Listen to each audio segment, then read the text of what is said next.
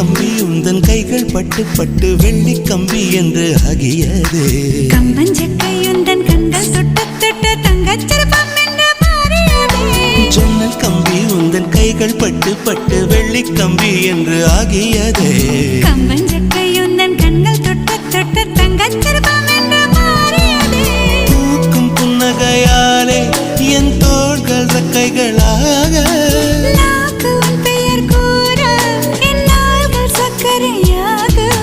தலை கீழ் தடுமாற்றம் தந்தாய் என்னில் என் கால்வெண்ணில். நான் பறிந்து வைத்து சூரியன் ஒளிருகின்றது. நான் நடந்து சென்ற மணல் வெளி மலருகின்றதே.